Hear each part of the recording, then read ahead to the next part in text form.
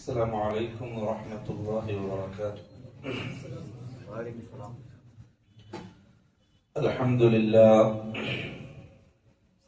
لله نحمده ونستعينه ونؤمن به ونتوكل عليه ونعوذ بالله من شرور أنفسنا ومن سيئات أعمالنا. من يهده الله فلا مضل له ومن يضلل فلا هادي له. وأشهد أن لا إله إلا الله وحده لا شريك له. وأشهد أن محمدا عبده ورسوله أرسله بالهدى ودين الحق ليظهره على الدين كله ولو كره المشركون. اللهم صل على محمد وعلى آل محمد كما صليت على إبراهيم وعلى آل إبراهيم. اللهم بارك على محمد وعلى آل محمد كما باركت على إبراهيم وعلى آل إبراهيم إنك حميد مجيد. أما بعد فإن أصدق الحديث كتاب الله وخير الهدي هدي محمد صلى الله عليه وسلم وشر الأمور محدثاتها وكل محدثة بدعة وكل بدعة ضلالة وكل ضلالة في النار. ബഹുമാനമുള്ള സത്യവിശ്വാസികളെ, അല്ലാഹു സുബ്ഹാനഹു വ തആല വ്യക്തമായ ലക്ഷ്യത്തിന്റെ പിന്നിലാണ് മനുഷ്യനെ ഈ ഭൂമിലോകത്തേക്ക് നിയോഗിച്ചത്. വ്യക്തമായ ലക്ഷ്യമുണ്ട് മനുഷ്യന്. ആ ലക്ഷ്യത്തെ പലപ്പോഴായി അള്ളാഹു ഉണർത്തിക്കൊണ്ടേയിരുന്നു ലക്ഷ്യബോധം നഷ്ടപ്പെടാതിരിക്കാൻ. നമ്മൾ പറഞ്ഞു സൂറത്തു അൽ മുൽക്ക് അതിലെ 2-ാമത്തെ ആയത്തിൽ അള്ളാഹു നമ്മെ ഉണർത്തിയത് അതാണ്. അല്ലദീ ഖലഖൽ മൗത വൽ ഹയാത ലിയബ്ലുവകും അയ്യുകും അഹ്സനു അമല. മരണത്തെയും ജീവിതത്തെയും അള്ളാഹു സൃഷ്ടിച്ചത് നിങ്ങളെ പരീക്ഷിക്കാനാണ്. ആ പരീക്ഷണം എന്താണ്? അയ്യുകും അഹ്സനു അമല, നിങ്ങളിൽ ഏറ്റവും അഹ്സനായ അമലുകൾ ചെയ്യുന്നതാണ് എന്ന് പരീക്ഷിക്കാനാണ്. അപ്പൊ പരീക്ഷണം എന്താണ് എന്നറിഞ്ഞ ഒരാളെ സംബന്ധിച്ചിടത്തോളം ഏറ്റവും നല്ല കർമ്മങ്ങൾ ചെയ്യലാണ് അള്ളാഹു നമ്മളിൽ നിന്ന് ഉദ്ദേശിക്കുന്നത് എന്ന് മനസ്സിലാക്കിയ ഒരു മനുഷ്യനെ സംബന്ധിച്ചിടത്തോളം പിന്നെ അവന്റെ ലക്ഷ്യത്തിലേക്ക് എത്താൻ അവന് വഴി എളുപ്പമായി. പിന്നെ ആ അഹ്സന അമൽ എന്താണെന്ന് പഠിച്ചാൽ മതി. ആ അഹ്സന അമൽ എന്താണെന്ന് തേടി നടന്നാൽ മതി. ജീവിതം ഉണ്ടെന്നറിയാം, ജീവിതത്തിന്റെ അവസാനം ഒരു മരണമുണ്ടെന്നറിയാം. ഈ ജീവിതം പരീക്ഷണമാണ്, അള്ളാഹു നമ്മെ പരീക്ഷിച്ചുകൊണ്ടിരിക്കുകയാണ്, നിരീക്ഷിച്ചുകൊണ്ടിരിക്കുകയാണ് എന്ന് മനസ്സിലായി. എന്താണ് പരീക്ഷിച്ചുകൊണ്ടിരിക്കുന്നത് എന്നും അല്ലാഹു പറഞ്ഞു. അയ്യുകും അഹ്സനു അമല, ഏറ്റവും നല്ല അമൽ ചെയ്യുന്നത് ആരാണ് എന്നാണ് പരീക്ഷണം. വേറൊന്നുമല്ല.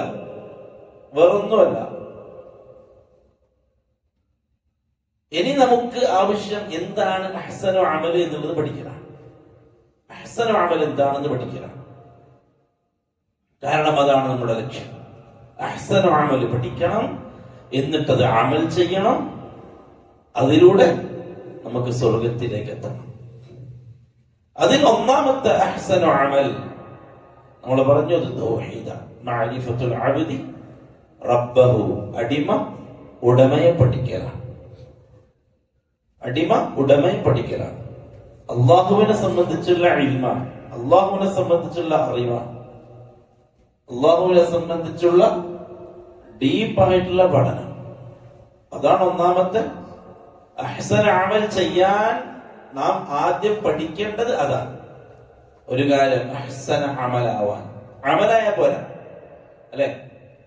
അമലായ പോരാ, അത് അഹ്സനാവണം. പണ്ഡിതന്മാർ അതിനെ വിശദീകരിച്ചത് അസ്വബു അമൽ, ഏറ്റവും ശരിയായ അമൽ, ഏറ്റവും നേരച്ചൊവ്വയുള്ള അമൽ. അള്ളാഹുവിന്റെ റസൂൽ സല്ലല്ലാഹു അലൈഹി വസല്ലമ തങ്ങൾ പഠിപ്പിച്ച അമൽ. ഒരു അമൽ അള്ളാഹുവിന്റെ അടുക്കൽ സ്വീകാര്യമാവാൻ 2 നിബന്ധനകളുണ്ട്. കർമ്മങ്ങൾ എല്ലാവരും ചെയ്യുന്നുണ്ട്. ആരാ? കർമ്മങ്ങൾ ചെയ്യാതിരിക്കുന്നവരായിട്ട് ഈ ഭൂമിയിൽ ആരുമില്ല. എല്ലാവരും എന്തെങ്കിലുമായിട്ട് ചെയ്തുകൊണ്ടിരിക്കണം. എവിടെയെങ്കിലും ആരെങ്കിലും ഉണ്ടോ ഒന്നും ചെയ്യാതെ വെറുതെ ഇരിക്കുന്ന ആള്? ആത്മീയപരമായിട്ട് തന്നെ എന്തൊക്കെയോ കാട്ടിക്കൂട്ടുന്നുണ്ട്, ചെയ്തുകൊണ്ടിരിക്കുന്നുണ്ട്. ഒരു അമൽ അല്ലാഹുവിന്റെ അടുക്കൽ സ്വീകാര്യമാവാൻ 2 നിബന്ധനകളുണ്ട്. ഈ നിബന്ധനകൾ പാലിക്കാതെ അയാളുടെ അമൽ അഹ്സനു അമലാവില്ല. 2 നിബന്ധന. ഒന്ന് അൽ ഇഖ്ലാസ്. ഇഖ്ലാസ് വേണം. ഏതൊരു അമലിനും ഇഖ്ലാസ് വേണം. അല്ലാഹുവിന് വേണ്ടി മാത്രമാക്കണം. ഏതൊരു അമലിനും അത് നിർബന്ധമാണ്. ഇഖ്ലാസിന്റെ ഓപ്പോസിറ്റ് എന്താ? ഇഖ്ലാസ് അല്ലാഹുവിന് വേണ്ടി മാത്രമാക്കുക. റിയാ, അല്ലെ? ഷിർക്ക് അതിന്റെ ഓപ്പോസിറ്റാണ്. ഷിർക്കിന് റസൂലുള്ളാഹി സ്വല്ലല്ലാഹു അലൈഹി വസല്ലം തങ്ങൾ പറഞ്ഞപ്പോൾ ചെറിയ ഷിർക്ക് എന്നുള്ളതാണ് റസൂൽ പഠിപ്പിച്ചത് റിയാ ആണ്. അപ്പൊ അല്ലാഹുവിന് വേണ്ടി മാത്രമാക്കുക എന്നുള്ളത് ജനങ്ങളെ കാണാൻ വേണ്ടിയാക്കിയാൽ അത് ഇഖ്ലാസ് നഷ്ടപ്പെട്ടു. വേറെ ആർക്കെങ്കിലും വേണ്ടിയാക്കിയാൽ ഇഖ്ലാസ് നഷ്ടപ്പെട്ടു. അപ്പൊ ഒരു അമൽ അത് അഹ്സനു അമലാവാൻ ഒന്നാമത്തെ കണ്ടീഷൻ ഇഖ്ലാസുള്ള അമലാവണം, അല്ലാഹുവിന് വേണ്ടി മാത്രമാവണം. രണ്ടാമത്തെ നിബന്ധന ഇത്തിബാഉ റസൂൽ സല്ലല്ലാഹു അലൈഹി വസല്ലം. അല്ലാഹുവിന്റെ റസൂലിന്റെ ഇത്തിബാഅ് വേണം. നബി സല്ലല്ലാഹു അലൈഹി വസല്ലം തങ്ങൾ പഠിപ്പിച്ചതാവണം. നബി സല്ലല്ലാഹു അലൈഹി വസല്ലം തങ്ങൾ പറഞ്ഞു തന്നതാവണം. അത് നബിയിൽ നിന്ന് സ്വീകാര്യമായ രൂപത്തിൽ സ്ഥിരപ്പെട്ടതാവണം. നബി പഠിപ്പിച്ചതാണ് എന്ന് ആരെങ്കിലും പറഞ്ഞാൽ പോരാ. നബി പഠിപ്പിച്ചതാണ് അല്ലെ ഹദീസിലുള്ളതാണെന്ന് ആരെങ്കിലും പറഞ്ഞാൽ പോരാ. അത് സ്വഹീഹായി സ്ഥിരപ്പെടണം. നബി സല്ലല്ലാഹു അലൈഹി വസല്ലമ തങ്ങളുടെ പ്രവർത്തനങ്ങളും വാക്കുകളും അനുവാദങ്ങളും ചേർന്നതാണ് ഹദീസ്, അല്ലെ? നബി സല്ലല്ലാഹു അലൈഹി വസല്ലമ തങ്ങളുടെ വാക്കുകൾ അൽ അഖ്വാൽ വൽ അഫ്ആൽ, പ്രവർത്തനങ്ങൾ. ഹദീസിൽ എന്തൊക്കെ പെടും? അഖ്വാൽ റസൂലുള്ളാഹി സ്വല്ലല്ലാഹു അലൈഹി വസല്ലം വ അഫ്ആലിഹി, അല്ലാഹുവിന്റെ റസൂലിന്റെ വാക്കുകൾ, പ്രവൃത്തികൾ, വ ഇഖ്റാർ, അംഗീകാരം. നബി ചെയ്തിട്ടുമില്ല, പറഞ്ഞിട്ടുമില്ല. ഒരു കാര്യം നബി ചെയ്തിട്ടുമില്ല, നബി അത് വാക്കുകൊണ്ട് പറഞ്ഞിട്ടുമില്ല. പക്ഷെ സഹാബാക്കൾ ചെയ്തതിന് നബി സല്ലല്ലാഹു അലൈഹി വസല്ലം അംഗീകരിച്ചു, ഒന്നും പറഞ്ഞില്ല. സഹാബാക്കൾ ചെയ്തതിന് നബി സല്ലല്ലാഹു അലൈഹി വസല്ലം തങ്ങൾ എതിർക്കുകയോ അതിനെ തടയുകയോ ഒന്നും ചെയ്തിട്ടില്ല. നബിയുടെ മുമ്പിൽ പ്രവർത്തിച്ച അല്ലെങ്കിൽ നബിയുടെ മുമ്പിൽ ചെയ്യപ്പെട്ട ഒരു കാര്യം അത് നബി അംഗീകരിച്ചു. ഇഖ്റാർ, മൗനാനുവാദം, ഇതൊക്കെ ഹദീസിൽ പെടും. ഈ ഹദീസ് സ്വീകാര്യമായ രൂപത്തിൽ നമുക്ക് എത്തിയാലേ അത് ഇത്തിബാഉ റസൂലിൽ പെടുള്ളൂ. അല്ലെങ്കിൽ ഒരാൾ പറയാണ് ഞാനിത് ചെയ്യുന്നത് ഹദീസിലുള്ളതാണ് എന്ന് പറയുന്നു, എന്നിട്ട് അയാൾ കൊണ്ടുവരുന്ന ഹദീസ് അത് സ്വീകരിക്കാൻ പറ്റാത്ത രൂപത്തിൽ, ഒരു അമല് സ്ഥിരപ്പെടാത്ത രൂപത്തിലുള്ള ദഈഫായ ഹദീസാണ് എങ്കിൽ നമ്മൾ പറയും നീ ചെയ്തത് ഇത്തിബാഉ റസൂൽ അല്ല. കാരണം ഈ ഹദീസ് ദുർബലമാണ്. ലക്ഷക്കണക്കിന് ഹദീസുകൾ നിർമ്മിക്കപ്പെട്ടിട്ടുണ്ട്.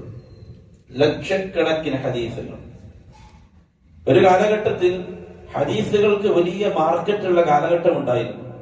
ഒരാൾക്കൊരു വ്യക്തിക്ക് ഒരു ഹദീസ് അറിയാം എന്ന് ജനങ്ങൾക്ക് അറിവ് കിട്ടിയാൽ ആ വ്യക്തിയിലേക്ക് ആളുകൾ യാത്ര ചെയ്ത് വന്ന് അയാളിൽ നിന്ന് ആ ഹദീസ് സ്വീകരിക്കുന്ന കാലം. ഭയങ്കര മാർക്കറ്റായിരുന്നു ഹദീസ്. ഇന്ന ഹദീസ് ഇന്ന വ്യക്തിക്ക് അറിയാമെന്ന് പറഞ്ഞാൽ ആളുകൾ അങ്ങോട്ട് പോകും. ഇമാം ബുഖാരി ചെയ്ത യാത്ര മാത്രം ക്രോഡീകരിച്ചൊരു കിതാബുണ്ട്. ഇമാം ബുഖാരിയുടെ യാത്രകൾ ഹദീസിന് വേണ്ടിയിട്ട്. ഇന്ന വ്യക്തിയുടെ അടുക്കൽ ഒരു ഹദീസ് ഉണ്ടെന്ന് പറഞ്ഞാൽ ആ വ്യക്തിയിൽ നിന്ന് നേരിട്ട് ആ ഹദീസ് കേൾക്കാൻ. അതുകൊണ്ട് തന്നെ ആ കാലഘട്ടത്തിൽ ഹദീസുകൾ ഒരുപാട് നിർമ്മിച്ചു. ആ കൂട്ടത്തിൽ റസൂലുള്ളാഹി സ്വല്ലല്ലാഹു അലൈഹി വസല്ലമ തങ്ങളുടെ പേരിൽ കള്ള നിർമ്മിതമായ ഒരുപാട് ഹദീസുകൾ പ്രചരിച്ചു ജനങ്ങൾക്കിടയിൽ.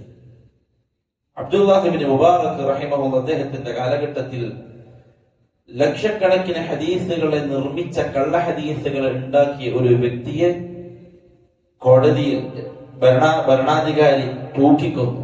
അദ്ദേഹം അംഗീകരിച്ചു, ഞാൻ ലക്ഷക്കണക്കിന് കള്ള ഹദീസ് ഉണ്ടാക്കിയ ആളാണ്. അതായത് ഒരു ഹദീസ് ഉണ്ടാക്കും, എന്നിട്ട് ഖാല റസൂലുള്ളാഹി സ്വല്ലല്ലാഹു അലൈഹി വസല്ലം എന്ന് പറയും. അറബിയിലൊരു അവർക്ക് വേണ്ട ഒരു വിഷയം പറയും, എന്നിട്ടത് അതിനൊരു സനദ് ഉണ്ടാക്കും. ഇന്നാളിൽ നിന്ന് ഞാൻ കേട്ടു, ഇന്നാളിൽ നിന്ന് കേട്ടു, അങ്ങനെ ഇന്നാളെ ഇന്ന സഹാബിയിൽ നിന്ന് കേട്ടു, ഇന്ന സഹാബി നബി സല്ലല്ലാഹു അലൈഹി വസല്ലം തങ്ങളിൽ നിന്ന് കേട്ടു എന്ന സനദ് ഉണ്ടാക്കും. ഈ സനദിനെ പഠിക്കലാണ് പണ്ഡിതന്മാര് ചെയ്ത വലിയ ദൗത്യം. ഇതുണ്ടാക്കാൻ എളുപ്പമാണ്. ഒരാൾക്ക് ഹദീസ് പറയാ, എന്നിട്ട് അയാളുടെ മുമ്പോട്ട് കുറച്ച് ആളുകളുടെ പേര് പറയാം, എന്നിട്ട് ആ പേര് സഹാബിയിലേക്ക് കണക്ട് ചെയ്യാം, എന്നിട്ട് സഹാബി നബിയിൽ നിന്ന് കേട്ടു. ബുഖാരി അടങ്ങുന്ന, മുസ്ലിം അടങ്ങുന്ന പ്രഗത്ഭരായ ഹദീസ് പണ്ഡിതന്മാർ അവരേറ്റെടുത്ത ദൗത്യം. അതാണ് നമ്മൾ പറയുന്നത്, ഹദീസിനെ നിഷേധിക്കുന്ന ആളുകൾ ഹദീസ് അത്ര വലിയ നല്ല കാര്യമൊന്നുമല്ല, അല്ലെങ്കിൽ ഹദീസിൽ വലിയ സൂക്ഷ്മതയൊന്നുമില്ല, ഹദീസ് നമ്മൾ എടുക്കൂല, നമ്മൾ ഖുർആന്റെ ആളുകളാണ്, ഖുർആൻ പറഞ്ഞാ ഓക്കെ, ഹദീസ് പറഞ്ഞാൽ പറ്റൂല എന്ന് പറയുന്ന ആളുകൾ ആദ്യം പഠിക്കേണ്ടത് ഈ ഹദീസുകളെ പണ്ഡിതന്മാർ എങ്ങനെയാണ് അവരുടെ കിതാബിൽ രേഖപ്പെടുത്തിയതെന്ന. ഈ ഒരു വ്യക്തി ഒരു ഹദീസ് ഉണ്ടാക്കി കഴിഞ്ഞാൽ ആ വ്യക്തി ആരുടെയൊക്കെ പേര് പറഞ്ഞിട്ടാണോ അള്ളാഹുവിന്റെ റസൂൽ സല്ലല്ലാഹു അലൈഹി വസല്ലം തങ്ങളിലേക്ക് എത്തിയത്, ആ ചെങ്ങല മുഴുവനും ഈ പണ്ഡിതൻ പഠിക്കും. ഓരോ വ്യക്തിയെ കുറിച്ച് പഠിക്കും. ഇയാൾ ആരാണ്, ഇയാൾ എവിടെയാണ് ജനിച്ചത്, അയാളുടെ നാട്ടിൽ പോകും, അയാളുടെ പരിചയക്കാരെ കണ്ടെത്തും, അയാൾ ആരാണ്, എന്താണ് അയാളുടെ സ്വഭാവം, എന്താണ് അയാൾ ഏതൊക്കെ പണ്ഡിതന്മാരെ കാലഘട്ടത്തിൽ പരിചയപ്പെട്ടിട്ടുണ്ട്, ആർക്കൊക്കെ അയാൾ അറിയാം. ഇതൊക്കെ രേഖപ്പെടുത്തി ആ വ്യക്തിയെ കുറിച്ച് സൂക്ഷ്മമായിട്ട് പഠിച്ചതിന് ശേഷമാണ് ഒരു ഹദീസ് എഴുതുക. അല്ലാണ്ട് സുമാർ എവിടെങ്കിലും ഒരു കേട്ടൊരു ഹദീസിനെ അങ്ങനെ എഴുതി നോക്കലല്ല, എനിക്കൊരു ഹദീസ് കിട്ടിയില്ല, ഒരിക്കലുമില്ല. അതുകൊണ്ടാണ് ബുഖാരിയെ ലോകം അംഗീകരിച്ച ഗ്രന്ഥമായി പണ്ഡിതന്മാർ പറഞ്ഞത്. പണ്ഡിതന്മാർ ആ കാലഘട്ടത്തിലും പിൽക്കാലഘട്ടത്തിലും ജീവിച്ച പണ്ഡിതന്മാർ ഏകോപിച്ച് പറഞ്ഞു, സ്വഹീഹുൽ ബുഖാരി സ്വഹീഹുൽ മുസ്ലിം ഇത് രണ്ടും അംഗീകരിക്കപ്പെടുന്ന ഗ്രന്ഥമാണ്. കാരണം ആ ഗ്രന്ഥങ്ങളിലുള്ള ഹദീസുകൾ അവർ എഴുതി വെക്കാൻ അവർ എടുത്ത നിബന്ധനകൾ അത്രയും ശക്തമാണ്. ആരെങ്കിലും പറയുന്നത് കേട്ടതവരുടെ കിതാബിൽ എഴുതിയിട്ടില്ല, ഉറപ്പാണ്. ആ ഒരാളും തന്നെ പണ്ഡിതന്മാരുടെ കൂട്ടത്തിൽ ആരും തന്നെ ഇമാം ബുഖാരിയെയും മുസ്ലിമിനെയും തള്ളി പറഞ്ഞിട്ടില്ല.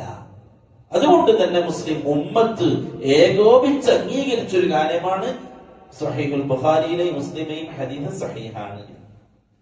അപ്പൊ നമ്മൾ മനസ്സിലാക്കണം, നമ്മുടെ കാലഘട്ടത്തിൽ ഒരുപാട് ഫിത്നക്കാരുണ്ട്. ഹദീസുകൾ ശരിയല്ല, അല്ലെങ്കിൽ ഹദീസുകൾ ഒരുപാട് തെറ്റുകളുണ്ട്. ഇമാം ബുഖാരി വെറുതെ തോന്നി എഴുതിയതാണ്, മുസ്ലിമിന് നല്ലൊരു കഥ ഉണ്ടാക്കാൻ തോന്നിട്ട് മുസ്ലിം വെറുതെ കഥ ഉണ്ടാക്കിയതാണ്. അല്ല, റിജാലുകളുടെ കിതാബുകളുണ്ട്. ഹദീസിൽ വന്ന സനദിൽ വന്ന വ്യക്തികളെ മാത്രം, അവരുടെ പേരും അവരുടെ കുടുംബവും അവരുടെ അഡ്രസ്സ് മാത്രം രേഖപ്പെടുത്തിയ കിതാബുകൾ. അവരുടെ അഡ്രസ്സ് മാത്രം. ഏതെങ്കിലും ഒരു വ്യക്തി, ആ വ്യക്തിയെ കുറിച്ച് അറിയണമെങ്കിൽ ആ കിതാബ് തപ്പിയ അയാള് ആരാണ്, എന്താണ്, എവിടെയാണ്, എത്ര കാലം ജീവിച്ചു, ആരുമായിട്ടൊക്കെ ആയിരുന്നു ബന്ധം, ആരുമായിട്ടൊക്കെ ആയിരുന്നു കൂട്ട്, സർവ്വതും പണ്ഡിതന്മാർ രേഖപ്പെടുത്തി. അത്രയും സൂക്ഷ്മമായിട്ടാണ് ഹദീസ് രേഖപ്പെടുത്തിയത്. അതാണ് നമ്മൾ ഇമാം ബുഖാരി ഉദ്ധരിച്ചിട്ടുണ്ട് എന്ന് പറയുമ്പോൾ കിട്ടുന്ന പവർ. അതാണ്, അത് ഹദീസ് അല്ലേ. ഹദീസ് നമ്മൾ എടുക്കൂല, ഖുർആൻ ഉണ്ടെന്ന് പറഞ്ഞു എന്ന് പറയും ചിലര്. ഇവരുന്ന് പഠിക്കട്ടെ എന്താണ് ഹദീസ്, എങ്ങനെയാണ് ഒരു ഹദീസ് രേഖപ്പെടുത്തിയത്. ഒരു ഹദീസ് കിട്ടി, ആ ഹദീസിന്റെ പിന്നിൽ ആ പണ്ഡിതൻ സഞ്ചരിച്ചു. ഈ ഹദീസ് എവിടെ നിന്നാണ്? അപ്പൊ അയാൾ പറഞ്ഞു, എനിക്ക് ഇന്നാള് പറഞ്ഞതാണ്. അയാളുടെ അടുത്തേക്ക് പോയി യാത്ര ചെയ്യും. മാസങ്ങൾ യാത്ര ചെയ്തിട്ട് ഹദീസിന് വേണ്ടി യാത്ര ചെയ്ത പണ്ഡിതന്മാരുണ്ട്. അയാളോട് ചോദിക്കും, ഈ ഹദീസ് എനിക്ക് എവിടുന്നാ കിട്ടിയത്? അയാൾ പറയും, എനിക്ക് ഇന്നാണ് എനിക്ക് പറഞ്ഞത്. അയാളുടെ അടുത്ത് പോകും, അയാളോട് ചോദിക്കുമ്പോൾ എവിടുന്നാ? എനിക്ക് ഇന്നെടുത്ത്. അങ്ങനെ ഒരു ഹദീസിന്റെ പിന്നിൽ യാത്ര ചെയ്ത് അവസാനം എത്തിപ്പെട്ടത് കാടിനകത്ത് സൂഫികൾ വട്ടമിരിക്കുന്ന സൂഫികളുടെ ഒരു സദസ്. സൂഫികളുടെ ഒരു സദസ്. അവിടെ എത്തിയിട്ട് അവരോട് ചോദിച്ചു, നിങ്ങൾക്ക് എവിടെ നിന്നാണ് ഈ ഹദീസ് കിട്ടിയത്? ഖുർആനിന്റെ സൂറത്തിന്റെ ശ്രേഷ്ഠത പറയുന്ന ഹദീസ്. പണ്ഡിതന്മാർ പറഞ്ഞു, ഖുർആനിന്റെ സൂറത്തുകളുടെ ശ്രേഷ്ഠത പറയുന്ന ഹദീസുകളിൽ ഭൂരിഭാഗം ഹദീസും ദഈഫ് മൗദൂആണ്, നിർമ്മിക്കപ്പെട്ട ഹദീസാണ്. ഇന്ന സൂറത്ത് ഓതിയാൽ ഇന്നത് മാറും, ഇന്ന സൂറത്ത് ഓതിയാൽ ഇന്ന പ്രയാസം മാറും, ഇന്ന സൂറത്ത് ഇത്ര വർഷം ഓതിയാൽ ഇങ്ങനെയാവും, അങ്ങനെ അങ്ങനെ സൂറത്തുകളുടെ ഒരുപാട് ഫളായിലുള്ള ഹദീസുകൾ നിർമ്മിക്കപ്പെട്ടിട്ടുണ്ട്, കള്ള ഹദീസുകൾ. ഈ സൂഫികളായ ആളുകളുടെ സദസ്സിനോട് ചോദിച്ചു, നിങ്ങൾക്ക് എവിടുന്നാണ് ഈ ഹദീസ് കിട്ടിയത്? അവര് പറഞ്ഞു, ജനങ്ങൾ ഹദീസിന്റെ പിന്നാലെ പോവാൻ തുടങ്ങി, ഖുർആനിൽ നിന്ന് അകലാൻ തുടങ്ങി എന്ന് നമുക്ക് തോന്നിയപ്പോ നമ്മൾ ഉണ്ടാക്കിയ ഹദീസാണ്. അവര് ചിന്തിച്ചത് നല്ലതാണ്, പക്ഷെ ചെയ്തതോ വലിയ അപകടം. അവർ പറഞ്ഞു, ജനങ്ങൾ ഹദീസിന്റെ പിന്നാലെ യാത്ര ചെയ്ത് ഹദീസിന്റെ പിന്നാലെ കൂടിയപ്പോൾ ഖുർആനിൽ നിന്നും അവർ അകലുമോ എന്ന് പേടിച്ച് നമ്മൾ നിർമ്മിച്ച ഹദീസുകളാണ് ഇതൊക്കെ. മൻ കദബ അലയ്യ അല്ലാഹു റസൂൽ പറയാണ്, മൻ കദബ അലയ്യ മുതഅമ്മിദൻ ഫല്യതബവ്വ മഖഅദഹു മിനൻ നാർ. ആരെങ്കിലും എന്റെ പേരിൽ മനഃപൂർവ്വം കളവ് പറഞ്ഞാൽ അവൻ നരകത്തിൽ ഒരു സീറ്റ് ഉറപ്പിച്ചു കൊള്ളട്ടെ. അതുകൊണ്ടാണ് നമ്മൾ പറഞ്ഞത്, എവിടുന്നെങ്കിലും കിട്ടിയ ഹദീസുകൾ വെച്ച് അമൽ ചെയ്താൽ അമൽ ശരിയാവൂല. ഹദീസുകൾ സ്വഹീഹാവ് നിർബന്ധമാണ്. ഹദീസുകൾ സ്വഹീഹാവ് നിർബന്ധമാണെന്ന് പറഞ്ഞാൽ ഒരു പുതിയതായ ഒരു അമൽ ദുർബലമായ ഒരു ഹദീസുകൾ കൊണ്ട് നിർമ്മിക്കപ്പെടൂല. ഒരു അമൽ, ആ അമല് സ്വഹീഹായ ഒരു ഹദീസും ആ അമലിൽ വന്നിട്ടില്ല. ആ അമൽ ചെയ്യേണ്ട ആ ഒരു കർമ്മത്തിന്റെ പിന്നിൽ സ്വഹീഹായ ഒരു ഹദീസും ഇല്ല എങ്കിൽ ആ അമൽ ചെയ്യൽ ഹറാമാണ്. കാരണം സ്വഹീഹായിട്ടൊരു ഹദീസും ഇല്ല എന്ന് പറഞ്ഞാൽ ആ വിഷയത്തിൽ അല്ലാഹുവിന്റെ റസൂൽ ഈ അമൽ പഠിപ്പിച്ചിട്ടുണ്ട് നമുക്ക് ഉറപ്പില്ല. അല്ലാഹു റസൂൽ പറഞ്ഞു എന്ന് പറയണമെങ്കിൽ ഉറപ്പുണ്ടേ, സുമാർ പറയാൻ പറ്റുമോ? ഇല്ല. അതുകൊണ്ട് പണ്ഡിതന്മാർ പറഞ്ഞു, ദഈഫായ ഹദീസ് കൊണ്ട് ഒരു അമൽ സ്ഥിരപ്പെടൂല. എന്നാൽ നമ്മുടെ നാട്ടിൽ നമുക്ക് ചിലരൊക്കെ കാണാം, അവരോട് നമ്മൾ ഈ കാര്യം പറഞ്ഞാൽ അവർ പറയും, ദഈഫായ ഹദീസ് കൊണ്ട് അമൽ ചെയ്യാമെന്ന് പണ്ഡിതന്മാർ പറഞ്ഞിട്ടുണ്ടല്ലോ എന്ന് പറയും. പണ്ഡിതന്മാർ ദഈഫായ ഹദീസ് കൊണ്ട് അമലാവാലോ എന്ന് പറഞ്ഞിട്ടുണ്ടല്ലോ. എന്താണ് ദഈഫായ ഹദീസ് കൊണ്ട് അമലാവാം എന്നവർ പറഞ്ഞ കാര്യം? സ്വഹീഹായ ഹദീസ് കൊണ്ട് സ്ഥിരപ്പെട്ട ഒരു അമലിനെ, ശ്രദ്ധിക്കണം, സ്വഹീഹായ ഹദീസ് കൊണ്ട് സ്ഥിരപ്പെട്ട ഒരു അമലിനെ ദഈഫായ ശക്തമല്ലാത്ത ദുർബലതയുള്ള ഒരു ഹദീസ് കൊണ്ട് നമുക്ക് എന്ത് ചെയ്യാം? ഫദ്ല് പറയാം. ഉദാഹരണം, തഹജ്ജുദ് നിസ്കാരം അല്ലെങ്കിൽ ദുഹാ നിസ്കാരം സ്വഹീഹായ ഹദീസ് കൊണ്ട് സ്ഥിരപ്പെട്ട അമലാണ്, ആണല്ലോ. സ്വഹീഹായ ഹദീസ് കൊണ്ട് സ്ഥിരപ്പെട്ട അമലാണ്. തഹജ്ജുദ് നിസ്കാരത്തിന്റെ ശ്രേഷ്ഠത പറയുന്ന ദുർബലമായ ഒരു ഹദീസുണ്ട്.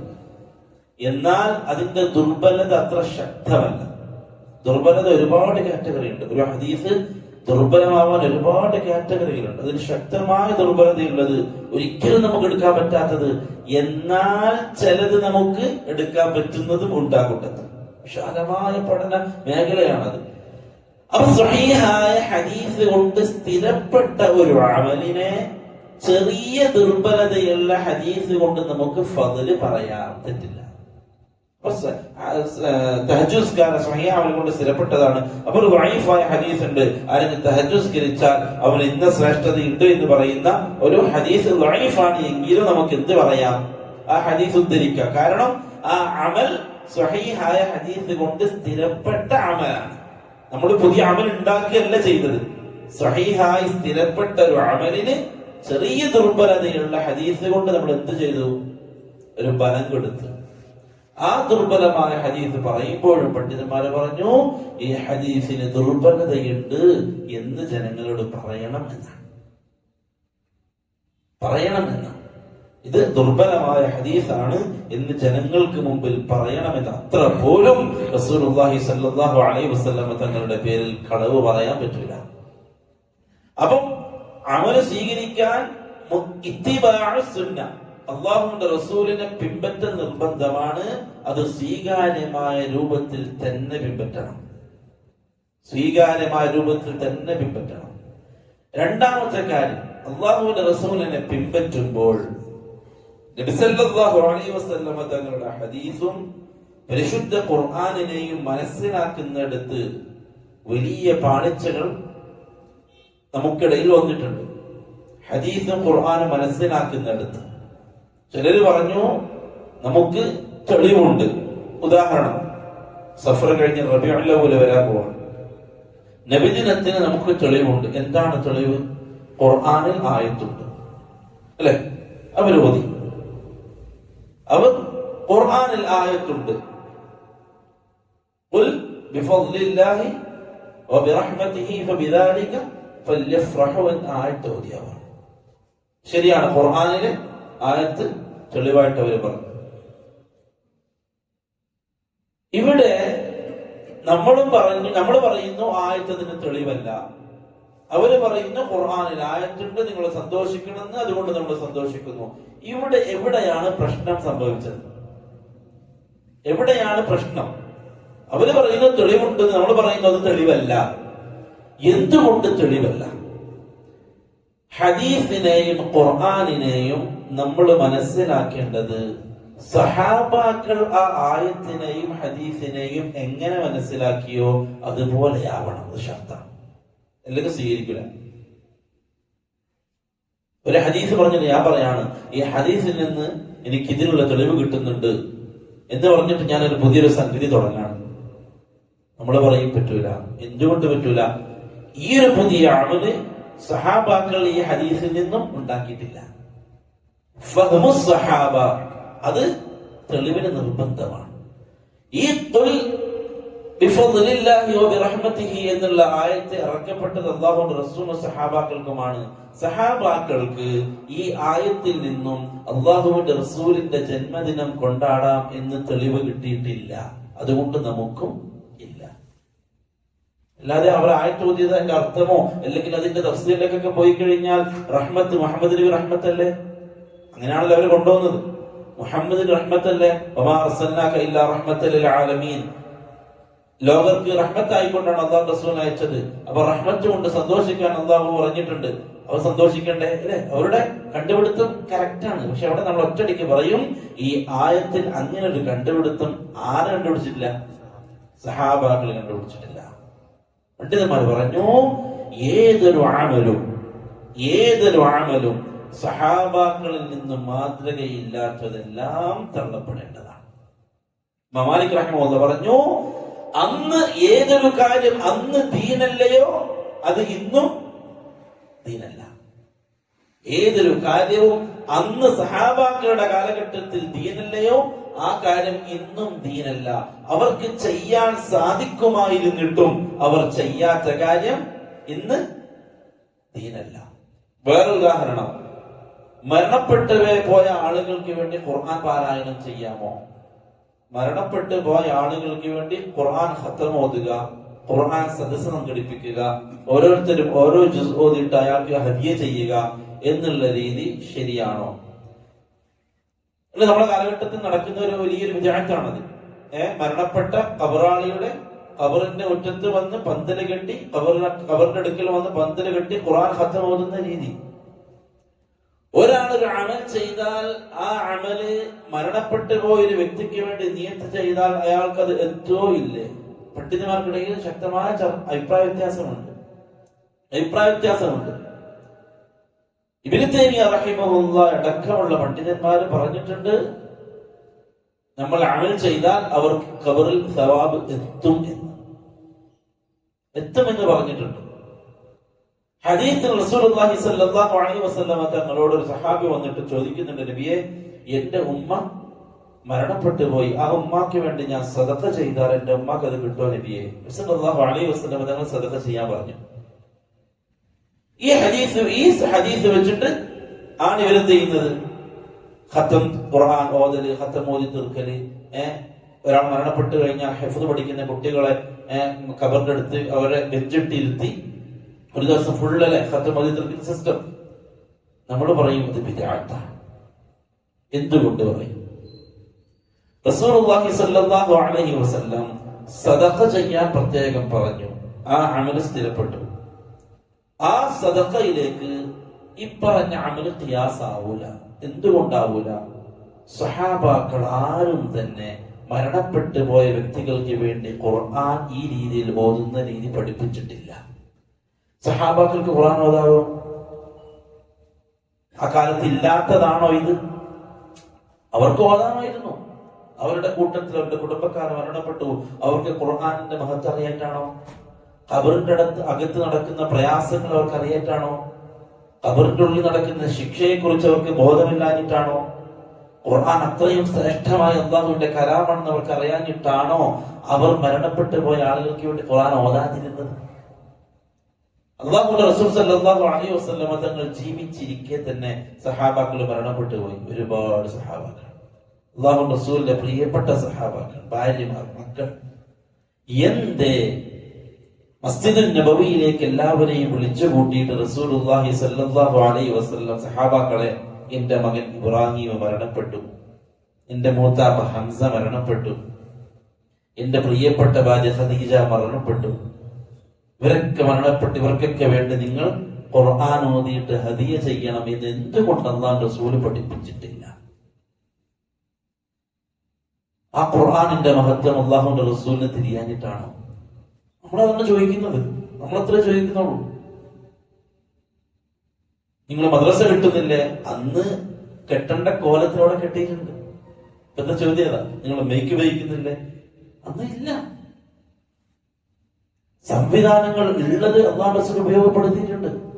പള്ളി പറ്റുന്നത് പോലെ മസ്ജിദ് നബവി നിർമ്മിച്ചിട്ടുണ്ട്, അല്ലെ? പറ്റുന്നത് പോലെ സൗകര്യം ഉണ്ടാക്കിയിട്ടുണ്ട്. ഓരോ സഹാബാക്കൾ വന്നപ്പോഴും മസ്ജിദ് നബവി വീതി കൂട്ടിയിട്ടുണ്ട്. ഉമർ റളിയല്ലാഹുവിന്റെ കാലഘട്ടത്തിൽ മസ്ജിദ് നബവിയുടെ വീതി കൂടി. ഉസ്മാൻ റളിയല്ലാഹുവിന്റെ കാലഘട്ടത്തിൽ പിന്നെയും കൂടി. അമവിയാക്കളുടെ കാലത്തിൽ പിന്നെയും കൂടി. അബ്ബാസിയാക്കളുടെ കാലഘട്ടത്തിൽ പിന്നെയും കൂടി. അതിനെ കൂട്ടി കൂട്ടി ഇന്ന് കാണുന്ന മസ്ജിദ് നബവി ആയത്. അത് അനുവദിച്ചത് കൊണ്ടാണ് അങ്ങനെ ആക്കിയത്. ആ കാലഘട്ടത്തിൽ അവർക്ക് ചെയ്യാവുന്നത് അവർ ചെയ്തിട്ടുണ്ടായിരുന്നു. ആ കാലഘട്ടത്തിൽ സഹാബാക്കൾ ഖുർആൻ ഓതായിരുന്നോ? അവർക്ക് ഖത്ത് തീർക്കായിരുന്നോ? അവർക്ക് ഖബർസ്ഥാനിൽ പോയിട്ട് ഖബറടക്കി എടുത്ത് പോയിരുന്നിട്ട് ഓതാമായിരുന്നോ? ഉറക്കം വെച്ചിട്ട് സഹാബാക്കൾ ഓതാൻ തയ്യാറാവായിരുന്നില്ലേ? എന്തുകൊണ്ട് അവർ ചെയ്തില്ല? അവിടെയാണ് നമ്മൾ പറയുന്നത്, അമൽ ചെയ്താൽ ഖബറിൽ എത്തൂലേ എന്നുള്ള കാര്യത്തിൽ പണ്ഡിതന്മാരെ ചർച്ച ചെയ്യുന്നു. പക്ഷേ പരിശുദ്ധ ഖുർആൻ അത് ഫദ്ലുള്ളതാണ്, ശ്രേഷ്ഠതയുള്ളതാണ്, അല്ലാഹുവിന്റെ കലാമാണ്. എന്നിരിക്കെ ഇന്ന് മരണപ്പെട്ടു പോയ വ്യക്തിക്ക് വേണ്ടി ഓതുന്ന ആ ചടങ്ങ് അത് ബിദ്അത്ത് തന്നെയാണ്. അത് അല്ലാഹുവിന്റെ റസൂൽ സല്ലല്ലാഹു അലൈഹി വസല്ലം തങ്ങൾ പഠിപ്പിക്കാത്ത രീതിയാണ്, പഠിപ്പിക്കാത്ത ശൈലിയാണ്. പള്ളിയിൽ കുറച്ച് ആളുകൾ കൊണ്ട് ദിക്ർ ചൊല്ലുന്നുണ്ടായിരുന്നു. കുറച്ചാളുകൾ അല്ലാഹുവിന്റെ റസൂൽ സല്ലല്ലാഹു അലൈഹി വസല്ലം തങ്ങളുടെ വഫാത്തിന് ശേഷം പള്ളിയിൽ കുറച്ചാളുകൾ ഇതുപോലെ ദിക്ർ ചൊല്ലുന്നുണ്ടായിരുന്നു. അബൂ മുസ അശ്അരി റളിയല്ലാഹു അൻഹു വന്നിട്ട് പറഞ്ഞു, നിങ്ങൾക്ക് നിങ്ങളുടെ പാപങ്ങൾ എണ്ണിക്കൂടെ? നിങ്ങൾക്ക് നിങ്ങളുടെ പാപങ്ങൾ എണ്ണിക്കൂടെ? അല്ലാഹുവിന്റെ റസൂലിന്റെ വസ്ത്രങ്ങൾ നുരുമ്പിയിട്ടില്ല, ആ ഹബീബിന്റെ ചെരുപ്പുകൾ ദ്രവിച്ചിട്ടില്ല, അപ്പോഴേക്ക് നിങ്ങൾ ദീനിന് പുതുതായ കാര്യങ്ങൾ ഉണ്ടാക്കാൻ തുടങ്ങിയോ? ആ കൂട്ടത്തിലിരിക്കുന്ന ഒരാൾ പറഞ്ഞത് എന്താണെന്നറിയോ? നമ്മൾ ഖൈറല്ലാതെ വെറും ഉദ്ദേശിച്ചിട്ടില്ല. വലിയ വാക്കാണത്.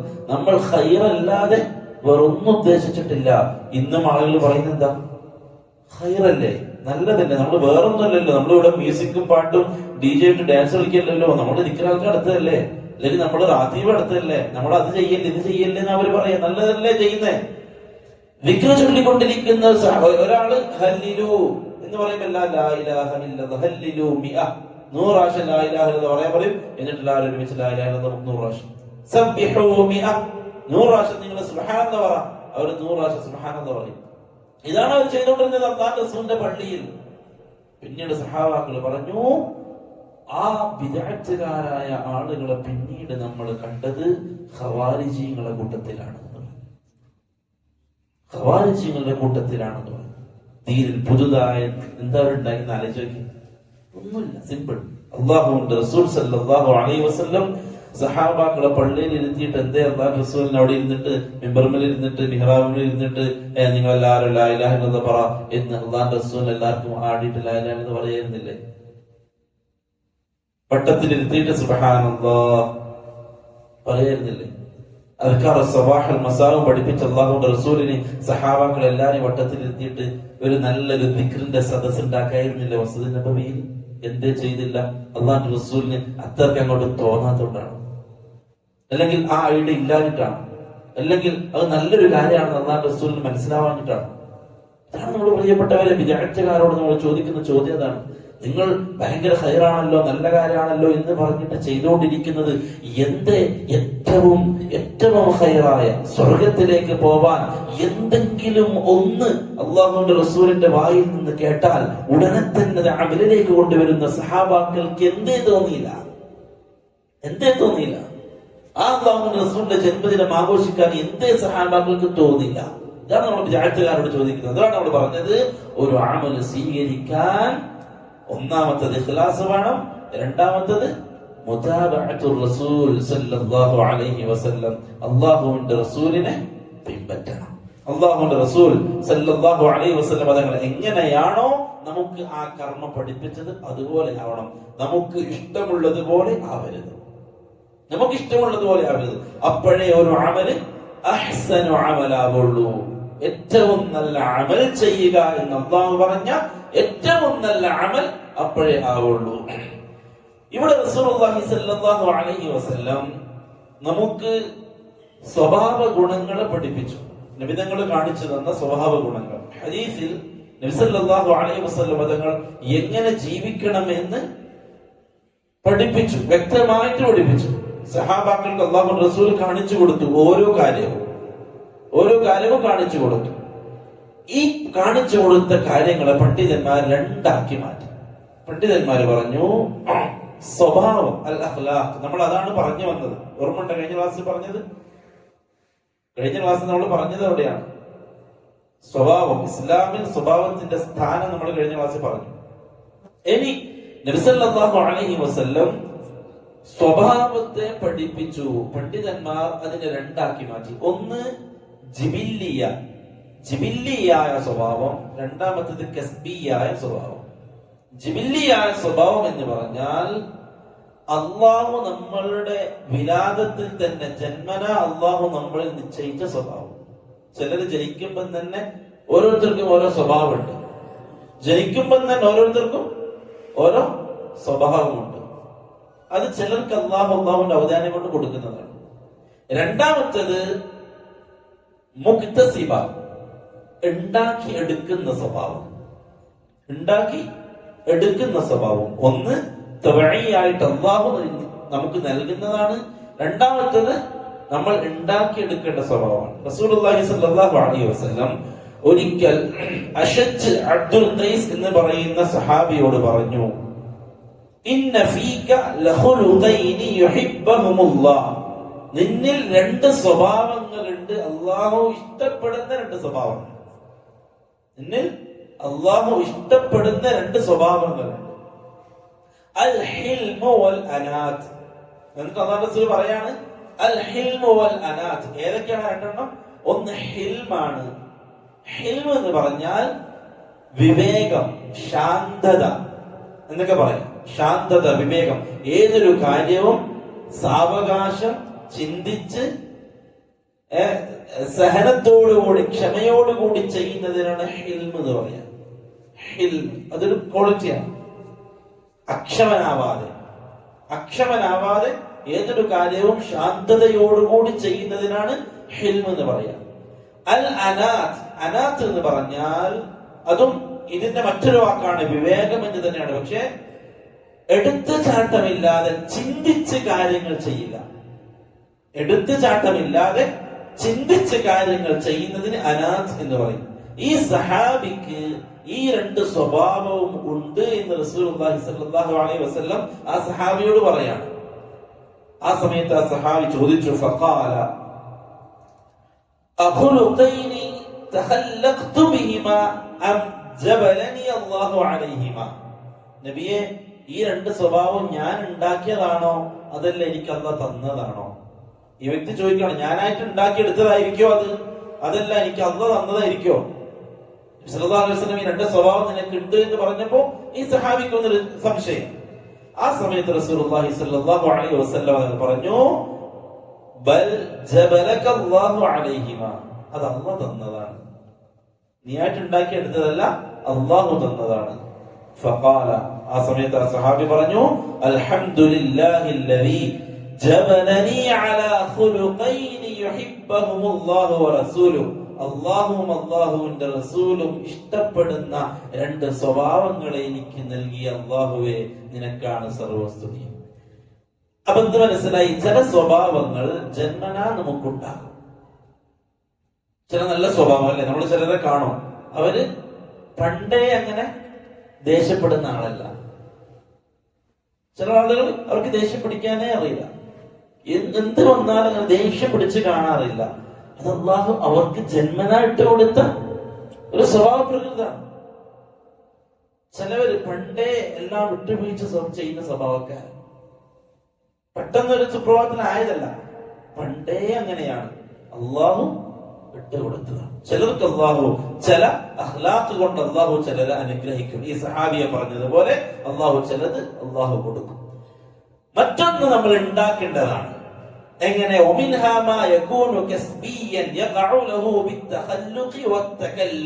നമ്മൾ ശീലിച്ചുകൊണ്ട് ഉണ്ടാക്കണം. അത് പരിശീലിച്ചുകൊണ്ട് പ്രാക്ടീസ് ചെയ്തുകൊണ്ട് നമ്മൾ ഉണ്ടാക്കേണ്ട ചില സ്വഭാവങ്ങൾ.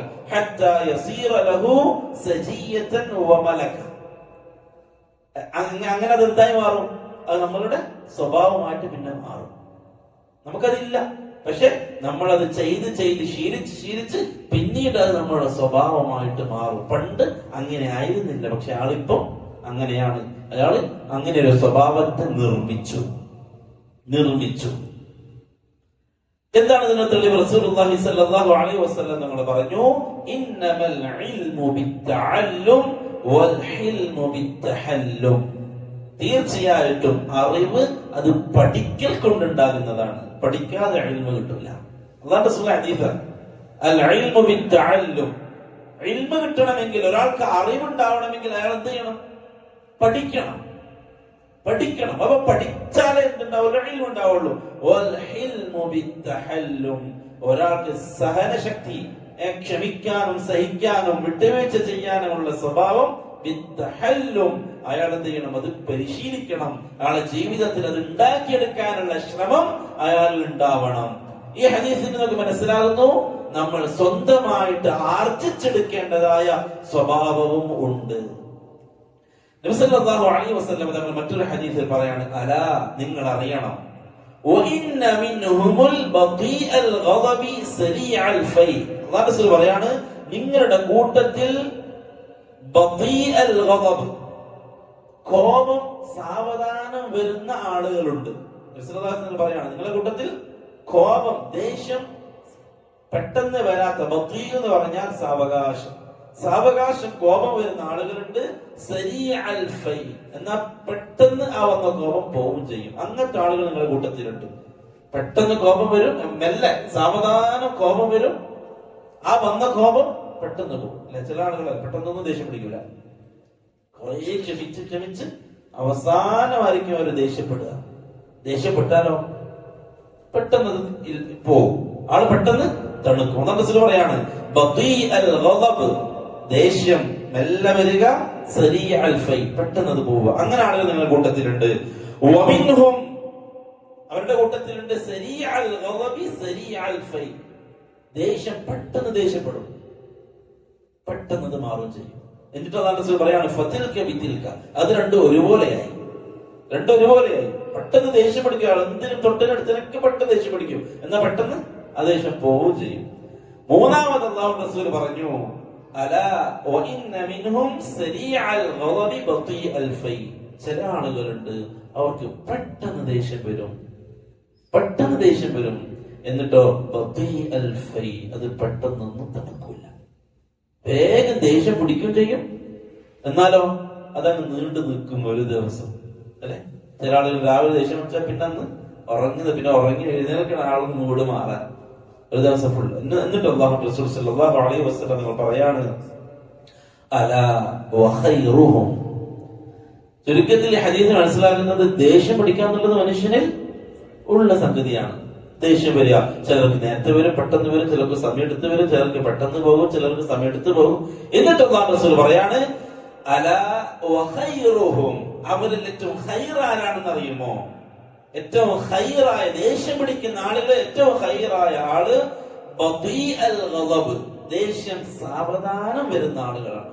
പെട്ടെന്നൊന്നും ദേഷ്യപ്പെടാത്ത, എന്നാ ദേഷ്യം വരും പക്ഷെ പെട്ടെന്ന് ദേഷ്യപ്പെടൂല, അയാൾ സാവധാനം ദേഷ്യപ്പെടുള്ളൂ. എന്നാലോ സരീഅൽ ഫൈ, ദേഷ്യം വന്നാൽ പെട്ടെന്ന് തണുക്കും ചെയ്യും. അപ്പൊ ഖൈറായ ആളുകൾ നോക്കണം, പെട്ടെന്നൊന്നും ദേഷ്യപ്പെടൂല, അവസാന സമയത്ത് ദേഷ്യപ്പെടുള്ളൂ. ഇനി ദേഷ്യപ്പെട്ടാലോ പെട്ടെന്ന് ദേഷ്യം പോകും. അവരാണ് ഇവരുടെ കൂട്ടത്തിൽ ഏറ്റവും ഖൈറായ ആള്. എന്നിട്ട് പറഞ്ഞു, അലാ വശർറുഹും, അവരിൽ ഏറ്റവും ഷർറായ ആളാരെന്നറിയുമോ? സരീഅൽ ഗളബി ബദീഅൽ ഫൈ, പെട്ടെന്ന് ദേഷ്യപ്പെടുക, എന്നാൽ ആ ദേഷ്യം പെട്ടെന്നൊന്നും തണുക്കാതെ നീണ്ടു നിൽക്കുക, പെട്ടെന്നൊന്നും തണുക്കാതെ നീണ്ടു നിൽക്കുക. ഇവരാണ് ഏറ്റവും ഷർറായ ആളുകൾ. ഏറ്റവും ഷർറായ ആളുകൾ അവരാണ്. നമ്മൾ സൂക്ഷിക്കണം. അപ്പൊ ദേഷ്യപ്പെടാതിരിക്കുക എന്നുള്ളതല്ല, ദേഷ്യം വന്നാൽ അതിനെ നിയന്ത്രിക്കുന്നവരെ കുറിച്ചാണ് റസൂലുള്ളാഹി സ്വല്ലല്ലാഹു അലൈഹി വസല്ലം പറഞ്ഞത്. ഒന്ന്, പെട്ടെന്ന് ദേഷ്യപ്പെടാതെ നമ്മൾ നിയന്ത്രിക്കുക. എന്തൊരു കാര്യത്തിന് പെട്ടെന്ന് എടുത്തു ചാടി ദേഷ്യപ്പെട്ട് പലതും പറയാതെ നിയന്ത്രിക്കുക. ഇനി സാവകാശം ദേഷ്യം വന്നാൽ തന്നെ എന്ത് ചെയ്യരുത്? ആ ദേഷ്യത്തെ കുറച്ച് സമയത്തിന്റെ അപ്പുറത്തേക്ക് കൊണ്ടുപോകാനും പാടില്ല. ഏറ്റവും ഖൈറായ ആളുകൾ അവരാണ്.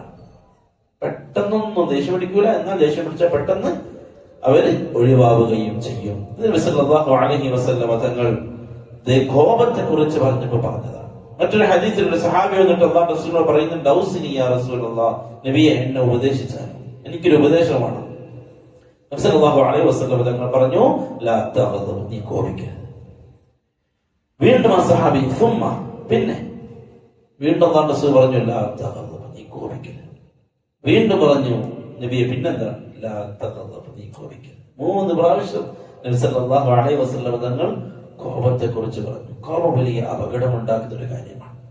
വലിയ അപകടങ്ങൾ, കുടുംബത്തിലെ ഛിദ്രത, ബന്ധങ്ങൾ ഇല്ലാതാക്കാൻ, സ്നേഹങ്ങൾ തകരാൻ, മനസ്സിന്റെ സ്നേഹവും ആ സന്തോഷവും എല്ലാം ഇല്ലാതാക്കാൻ കോപം എന്ന സ്വഭാവം മതിയായതാണ്. ഭാര്യ ഭർത്താക്കന്മാർ തമ്മിലുള്ള ബന്ധം ഇല്ലാതാവാൻ, ഉപ്പ മക്കൾ തമ്മിലുള്ള സ്നേഹം ഇല്ലാതാവാൻ, ഉമ്മ മക്കൾ തമ്മിലുള്ള സ്നേഹം ഇല്ലാതാവാൻ ദേഷ്യം, കോപം. അല്ലാഹു സുബ്ഹാനഹു വ തആല സ്വർഗ്ഗാവകാശികളെ കുറിച്ച്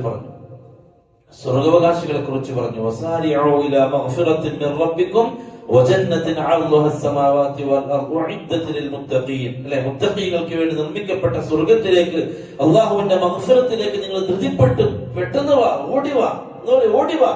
എന്നിട്ട് അല്ലാഹു പറയാണ്, അല്ലദീന യുൻഫിഖൂന ഫിസ്സറാഇ വൽളറാ الكاظمين الغيظ والعافين عن الناس. എന്നിട്ട് പറഞ്ഞു, വല്ലാഹു യുഹിബ്ബുൽ മുഹ്സിനീൻ. സ്വർഗ്ഗത്തെ കുറിച്ച് പറഞ്ഞിട്ട് അല്ലാഹു പറയാണ്, ആ സ്വർഗ്ഗത്തിൽ കിടക്കുന്ന മുത്തഖീങ്ങൾ അവരാരെന്നറിയുമോ? യുൻഫിഖൂന ഫിസ്സറാഇ വൽളറാ, ക്ഷാമത്തിലും ക്ഷേമത്തിലും ചെലവഴിക്കുന്നവർ. ഉള്ളപ്പോഴും ഇല്ലാത്തപ്പോഴും കൊടുക്കും. ഉള്ളപ്പോൾ മാത്രം കൊടുക്കുന്ന സിസ്റ്റം ഇല്ല. ദീന് പറഞ്ഞ കൊടുക്കല് എപ്പോഴും കൊടുക്കണം. നമ്മളടുത്ത് ഉള്ളത് എന്താണോ അതിൽ നിന്ന് കൊടുക്കണം. കുറച്ചായാലും അതാണ് ഇൻഫാഖ്. അല്ലെങ്കിൽ എന്റെ അടുത്ത് ഉണ്ടാവട്ടെ, ഉണ്ടായതിനു ശേഷം ഞാൻ കൊടുക്കുമെന്ന് തീരുമാനിക്കുന്ന സിസ്റ്റമല്ല. ഉള്ളത് കൊണ്ട് എന്താണോ അതാണ് അല്ലാഹു പറഞ്ഞത്, യുൻഫിഖൂന ഫിസ്സറാഇ വദ്ദറാ, നല്ല സമയത്തും മോശ സമയത്തും അവർ കൊടുക്കും. സ്വർഗ്ഗാവകാശികളെ കുറിച്ച് പറഞ്ഞതാ. എന്നിട്ട് അത് പറഞ്ഞു, വൽ കാദിമീനൽ ഗൈള, കോപത്തെ പിടിച്ചു വെക്കുന്നവർ. ഖുർആനിൽ അല്ലാഹു കോപത്തെ കുറിച്ച് പറയാം, കോപത്തെ പിടിച്ചു വെക്കുന്നവർ. വൽ കാദിമീനൽ ഗൈള, അവർ കോപത്തെ പിടിച്ചു വെക്കുന്നവർ. ദേഷ്യം വരുന്ന അവസ്ഥകൾ ഉണ്ടാകും, ദേഷ്യം വരുന്ന സന്ദർഭങ്ങൾ ഉണ്ടാകും, പക്ഷെ അവർ അതിനെ നിയന്ത്രിക്കുന്നവരാണ്. എന്നിട്ട് എന്താ പറഞ്ഞു, വൽ ആഫീന അനിൻ നാസ്, ജനങ്ങൾക്ക് വിട്ടുവീഴ്ച ചെയ്യുന്നവരും ആണ്. കാരണം കോപിക്കാത്തവർക്ക് ജനങ്ങൾക്ക് വിട്ടുവീഴ്ച ചെയ്തു കൊടുക്കാൻ പറ്റുള്ളൂ. കോപിക്കുന്ന ആളുകൾ, ദേഷ്യപ്പെടുന്ന ആളുകൾ, അവർക്ക് പിന്നെ വിട്ടുവീഴ്ച ചെയ്തു കൊടുക്കാൻ തീരുമാനിച്ചാലും മറ്റേ ആള് അത് സ്വീകരിക്കാത്ത അവസ്ഥയിൽ അയാളുടെ കോപം അതിനെ മികച്ചിട്ടുണ്ടാവും. അയാളുടെ ദേഷ്യവും ആ ദേഷ്യപ്പെട്ടുള്ള അവസ്ഥയിലുള്ള അയാളുടെ വാക്കുകളും അയാളുടെ പ്രവൃത്തികളും മൊത്തത്തിൽ മറ്റേയാളെ പ്രയാസപ്പെടുത്തിയിട്ടുണ്ടാവും. പിന്നെ ഒരു വിട്ടുവീഴ്ച ചെയ്യാനുള്ള അവസ്ഥ ഒരുപക്ഷെ ഇയാൾക്ക് ഉണ്ടായിക്കൊള്ളുന്നില്ല. അപ്പൊ കോപത്തെ പിടിച്ചു വെക്കുകയും ജനങ്ങൾക്ക് വിട്ടുവീഴ്ച ചെയ്യുകയും ചെയ്യുന്ന ആളുകളാണ് അവർ. വല്ലാഹു യുഹിബ്ബുൽ മുഹ്സിനീൻ, അല്ലാഹു മുഹ്സിനീങ്ങളെ ഇഷ്ടപ്പെടുന്നു. അപ്പൊ മുഹ്സിനീങ്ങളിൽ ഉണ്ടാവേണ്ട സ്വഭാവത്തിൽ ഒന്ന് അവർ കോപത്തെ നിയന്ത്രിക്കുന്ന ആളുകളാണ് എന്നുള്ളതാണ്. ഇനി പണ്ഡിതന്മാർ പറഞ്ഞു, ഈ സ്വഭാവം നമുക്ക് ഉണ്ടാക്കിയെടുക്കണം. അതിന് നമ്മളെ സഹായിക്കുന്ന വഴികൾ എന്തൊക്കെയാണ്? ഈ സ്വഭാവം നമ്മുടെ ജീവിതത്തിൽ ഉണ്ടാക്കിയെടുക്കാൻ നമ്മളെ സഹായിക്കുന്ന വഴികൾ എന്തൊക്കെയാണ്? അൽ വസായിലുൽ മുഈനതു അല ഇക്തിസാബിൽ അഖ്ലാഖ്.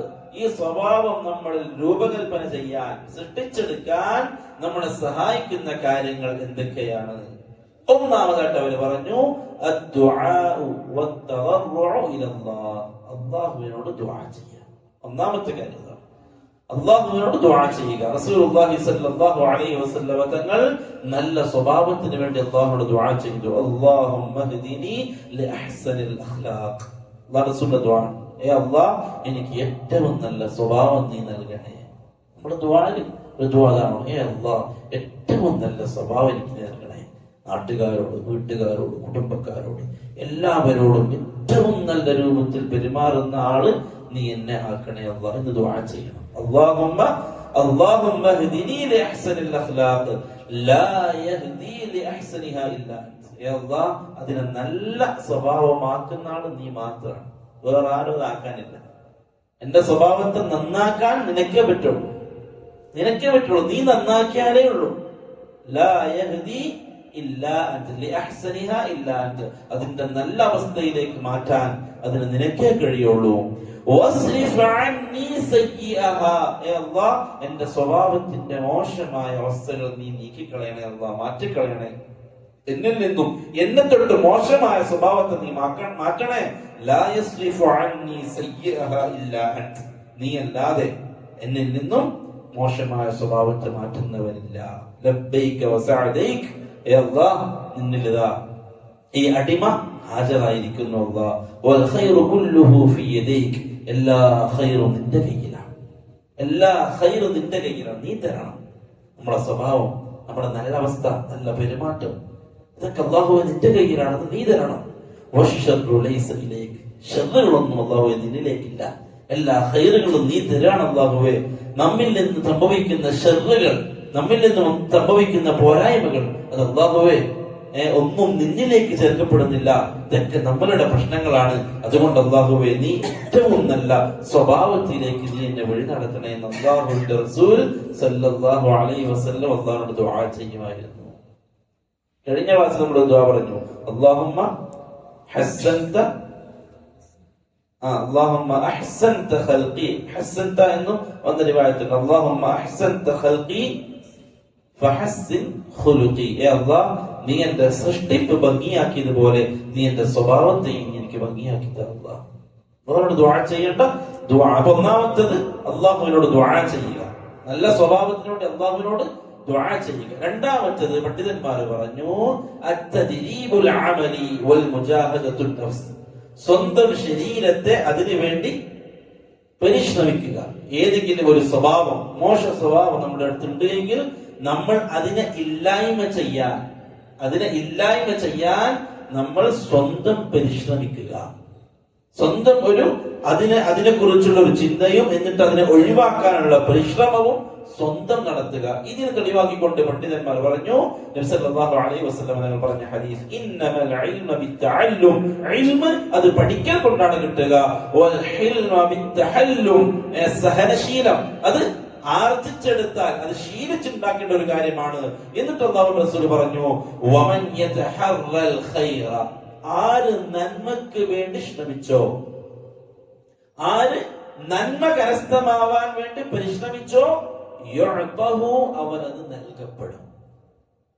അവനത് നൽകപ്പെടും. നല്ല സ്വഭാവം എനിക്ക് ഉണ്ടാവണം എന്ന നീയത്തിൽ, എന്ന ചിന്തയിൽ ഒരാൾ ശ്രമിച്ചുകൊണ്ടിരിക്കുകയാണെങ്കിൽ അല്ലാഹു റസൂൽ പറയാണ് അവൻ അത് നൽകപ്പെടും. അവന്റെ സ്വഭാവം മാറും. നമ്മൾ പറഞ്ഞില്ലേ സല്ലല്ലാഹു അലൈഹി വസല്ലം തങ്ങൾ പരിശുദ്ധ ഖുർആനിൽ അല്ലാഹു സുബ്ഹാനഹു വ തആല പറഞ്ഞു വല്ലദീന ജാഹദൂ ഫീനാ ലനഹ്ദിയന്നഹും സുബലനാ. നമ്മുടെ വഴിയിൽ ആര് പരിശ്രമിക്കുന്നുവോ അവന് നാം വഴി കാണിച്ചു കൊടുക്കും. മറ്റൊരു ആയത്തിൽ അല്ലാഹു പറഞ്ഞു ഏതൊരു മനുഷ്യനും സ്വന്തം മാറാത്തിടത്തോളം ലാ യുഗയ്യിറു, അവൻ മാറാത്തിടത്തോളം അല്ലാഹു അവനെ മാറ്റൂല.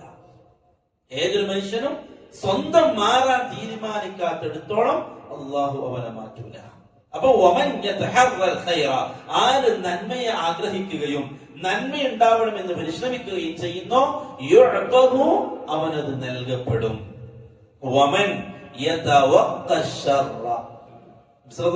പറയാണ് ആര് ഷർറിനെ സൂക്ഷിക്കുന്നുവോ, എന്നിലത് സംഭവിക്കരുത്, ഞാൻ അങ്ങനെ ആവരുത്, ആ മോശ സ്വഭാവം എന്നിൽ ഉണ്ടാവരുത് എന്ന രൂപത്തിൽ ഷർറിനെ തൊട്ടും സ്വന്തത്തെ സംരക്ഷിക്കാനോ പരിശ്രമിച്ചുകൊണ്ടിരിക്കാം. ചില സന്ദർഭങ്ങളായിരിക്കും ചിലപ്പോൾ നമ്മൾ ദേഷ്യം പിടിപ്പിക്കാം. ആ സന്ദർഭത്തിൽ നിന്ന് മെല്ലെ മാറിക്കുക. ചില സിറ്റുവേഷനായിരിക്കും നമ്മളെ സ്വഭാവത്തെ മോശമാക്കുക. ചില കൂട്ടുകെട്ടിലേക്ക് നമ്മളെ സ്വഭാവത്തെ മോശമാക്കുക. അവരിൽ നിന്ന് മാറിക്കുക. നമ്മളെ ദേഷ്യം പിടിപ്പിക്കുന്ന ചിലർ അവരിൽ നിന്ന് വിട്ടുക്കുക. അങ്ങനെ നമുക്ക് ദേഷ്യം ഉണ്ടാകുന്ന ചില സംസാരം അവിടെ തുടങ്ങാണ്. നമ്മുടെ മെല്ലെ അവിടെ നിന്ന് മാറിക്കുക. കാരണം സംസാരിച്ചു തുടങ്ങിയാൽ ദേഷ്യം വരും. ആ വിഷയം, ആ മാറ്റർ സംസാരിച്ച ചിലപ്പം നമുക്ക് ദേഷ്യം വരും. അതുകൊണ്ട് എന്ത് ചെയ്യാം, ആ മാറ്റർ ഒഴിവാക്കുക, അത് സംസാരിക്കണ്ട, കാരണം ദേഷ്യം വരും. ആ രൂപത്തിൽ ഷർറിൽ നിന്നും ഒഴിവാവാൻ, ആ ഷർറ് സ്വന്തത്തെ സംഭവിക്കാതിരിക്കാൻ പരിശ്രമിക്കുന്ന ആള് റസൂലുള്ളാഹി സ്വല്ലല്ലാഹു അലൈഹി വസല്ലം തങ്ങൾ പറഞ്ഞു യുഖഹു, അവൻ അതിൽ നിന്നും സംരക്ഷിക്കപ്പെടും. അല്ലാഹു സംരക്ഷിക്കും. അല്ലാഹു അങ്ങനെ തീരുമാനിച്ച ഒരാൾക്ക് അല്ലാഹു വഴിയൊരുക്കി കൊടുക്കും. അങ്ങനത്തെ അവസ്ഥയിൽ നിന്ന് അവനെ മാറ്റും. റസൂൽ പറഞ്ഞതാണ് സല്ലല്ലാഹു അലൈഹി വസല്ലം. നമ്മുടെ ഭാഗത്ത് നിന്ന് അതിന് എന്തെങ്കിലും ഒരു ചുവടുവെപ്പ് ഉണ്ടാവുക എന്നുള്ളതാണ്.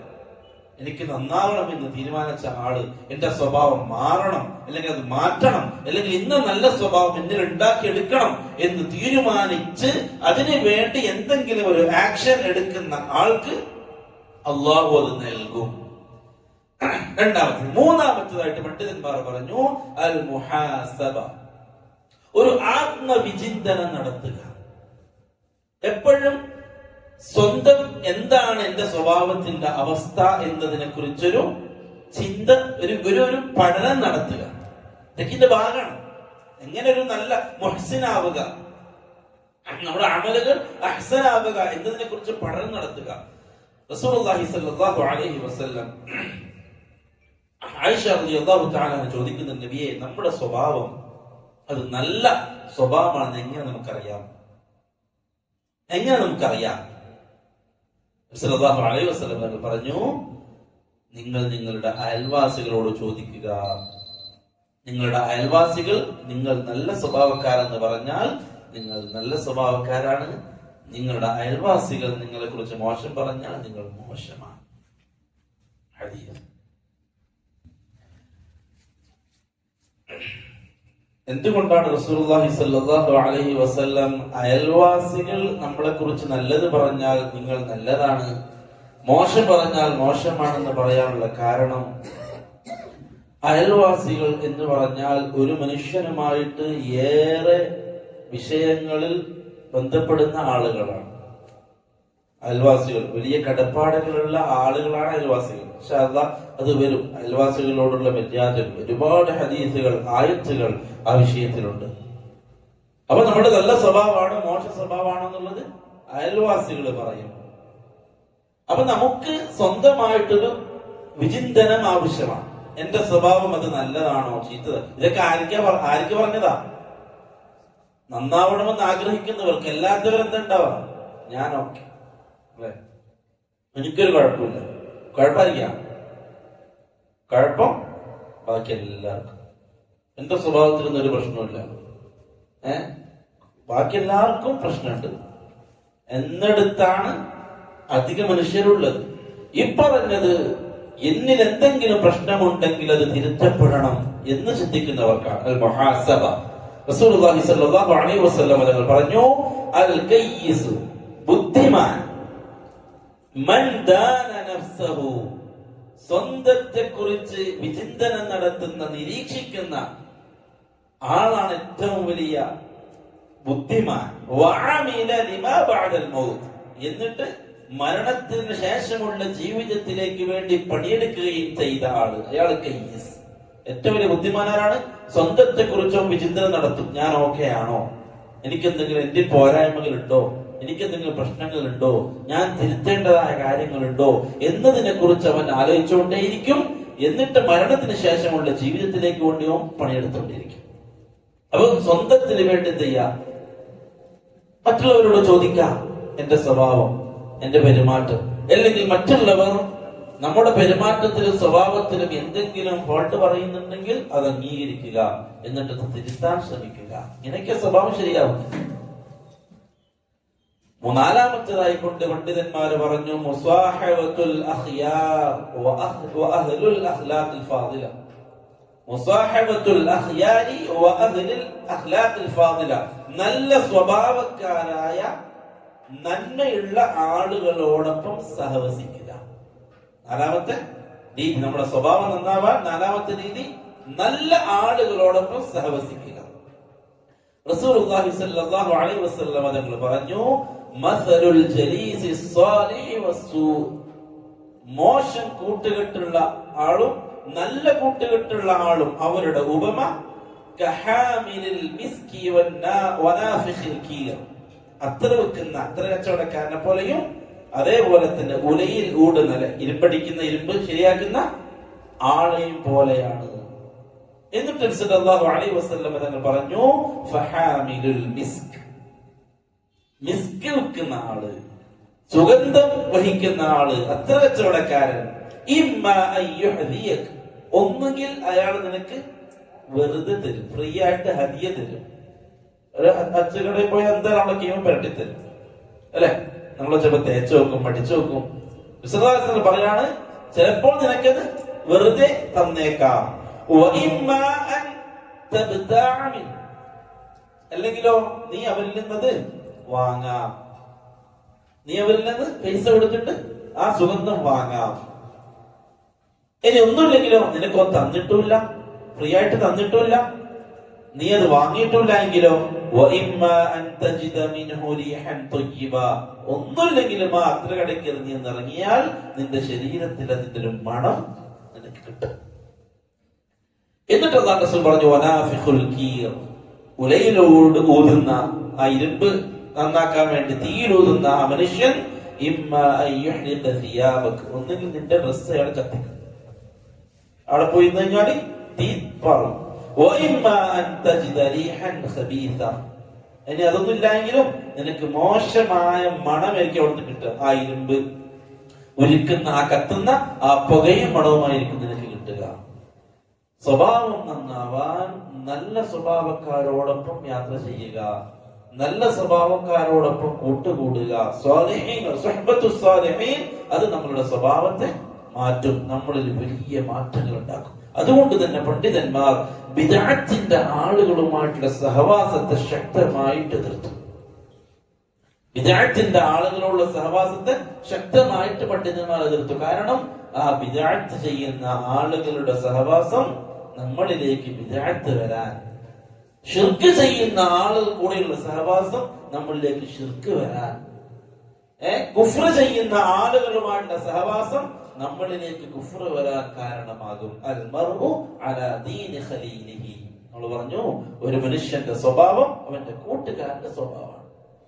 അപ്പൊ നമ്മളുടെ സ്വഭാവത്തെ രൂപീകരിക്കാൻ നല്ല സ്വഭാവമുള്ള നന്മയുള്ള ആളുകളുമായിട്ട് സഹവസിക്കുക എന്നുള്ളത് പ്രധാനമാണ്. അഞ്ചാമത്തേതായിട്ട് പണ്ഡിതന്മാര് പറഞ്ഞു, സ്വഭാവം നന്നാക്കാൻ അന്നദുറു ഫീ സിയരി സ്വഹാബത്തിൽ കിറാം, സഹാബാക്കളുടെ നല്ല സ്വഭാവക്കാരായ ആളുകളുടെ ചരിത്രങ്ങൾ വായിക്കുക, പഠിക്കുക, അവരെങ്ങനെയാണ് ജീവിച്ചത് എന്നും. എന്നിട്ട് അവരെ കുറിച്ച് പറയാണ്, മുദാവമത്തുൽ ഖിറാഅത്തി ഫീ സിയരി അഹ്ലിൽ ഫദ്ലി വൽ ഖുൽഖുൽ കരീം, ഏറ്റവും നല്ല സ്വഭാവക്കാരായ ഫാദിലീങ്ങളായ ആളുകളുടെ ചരിത്രങ്ങൾ നിങ്ങൾ വായിക്കുക, സഹാബാക്കളുടെ ചരിത്രങ്ങൾ വായിക്കുക, താബിഈങ്ങളുടെ കഥകളും ചരിത്രങ്ങളും വായിക്കുക. കാരണം അവർ റസൂലുള്ളാഹി സ്വല്ലല്ലാഹു അലൈഹി വസല്ലമ തങ്ങളിൽ നിന്നും സ്വഭാവത്തെയും ജീവിത രീതിയെയും സ്വീകരിച്ചവരാണ്. ഇക്കാലത്ത് അതൊന്നുമില്ല. പണ്ട് വായന ഉണ്ടായിരുന്നു, അല്ലെ? വായിക്കുമായിരുന്നു സഹാബാക്കളുടെ ചരിത്രം. ഒരുപാട് ബുക്കുകളുണ്ട്. സഹാബാക്കളുടെ ആധികാരികമായിട്ട് സ്വഹിയായ സംഭവങ്ങളെ ക്രോഡീകരിച്ച കിതാബുകളും ബുക്കുകളുണ്ട്. ഇന്ന് വായന ഇല്ലാത്തത് കൊണ്ട് അതെല്ലാം നഷ്ടപ്പെട്ടു. നല്ല നല്ല നമുക്ക് കേൾക്കാൻ, വായിക്കാൻ, നമ്മളെ ഹൃദയത്തിൽ തട്ടുന്ന രൂപത്തിലുള്ള എഴുത്തുകൾ എഴുതിയ ബുക്കുകളുണ്ട്. ആ ചരിത്രങ്ങൾ അതേപോലെ നമ്മുടെ മുമ്പിൽ കാണുന്നത് പോലെ അവതരിപ്പിച്ച, അതൊക്കെ വായിക്കുമ്പോൾ ആ സഹാബാക്കളുടെ ചരിത്രം, അവരുടെ സ്വഭാവം, അതൊക്കെ നമ്മളിൽ വലിയ മാറ്റങ്ങൾ ഉണ്ടാക്കും. ഒരുപാട് ആളുകൾ അല്ലാഹുവിന്റെ റസൂൽ സല്ലല്ലാഹു അലൈഹി വസല്ലം തങ്ങളുടെ സ്വഭാവത്തെ കുറിച്ച് വായിച്ചിട്ട് ഇസ്ലാമിലേക്ക് കടന്നു വന്ന ആളുകൾ, സഹാബാക്കളുടെ സ്വഭാവത്തെ കുറിച്ച് വായിച്ചിട്ട് ഇസ്ലാമിലേക്ക് കടന്നു വന്ന ആളുകൾ, ഈ ചരിത്രം വായിച്ചിട്ട് ഇസ്ലാമിനെ പഠിച്ച, ഇസ്ലാമിനെ മനസ്സിലാക്കി ഇസ്ലാമിലേക്ക് കടന്നു വന്ന ആളുകൾ ഒരുപാടാണ്. വലിയ സ്വാധീനം ചെലുത്തും ആ കാലഘട്ടത്തിൽ ജീവിച്ച, റസൂൽ പറഞ്ഞു ഖൈറുൽ ഖുറൂനി ഖർനി സുമ്മല്ലദീന യലൂനഹും സുമ്മല്ലദീന യലൂനഹും, ഏറ്റവും നല്ല കാലഘട്ടം അത് എന്റെ കാലഘട്ടമാണ്, പിന്നെ അതിന് ശേഷമുള്ളവരും അതിന് ശേഷമുള്ളവരും.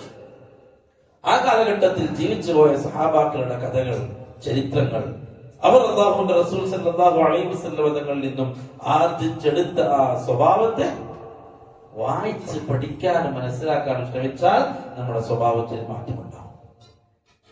ഒരു കവി പാടി, ഫതശബ്ബഹു ഇല്ലം തകൂനു മിസ്ലഹും, നിങ്ങൾ സാദൃശ്യപ്പെടാൻ, അവരെ പോലെ ആവാൻ നിങ്ങൾ അനുകരിക്കുക. നിങ്ങൾ അവരെ പോലെ ആയിട്ടില്ല എങ്കിലും ഇന്ന തശബ്ബുഹ ബിൽ കിറാമി ഫലാഹു, മഹത്തുക്കളായ സാലിഹീങ്ങളായ ആളുകളോട് സാദൃശ്യപ്പെടുക, അവരോട് അവരെ യോജിക്കുക, അല്ലെങ്കിൽ അവരെ പോലെ ആവാൻ അനുകരിക്കുക എന്നുള്ളത് അതൊരു വിജയമാണ് എന്ന് പണ്ഡിതന്മാർ പറഞ്ഞു. അതുകൊണ്ട് പ്രിയപ്പെട്ടവരെ, സ്വഭാവം രൂപീകരിക്കുക എങ്ങനെ രൂപീകരിക്കുക എന്നതിനെ കുറിച്ച് നമ്മൾ പറഞ്ഞു. ഒന്നാമത് ദുആ ചെയ്യുക, രണ്ടാമത്തത് നമ്മൾ പറഞ്ഞു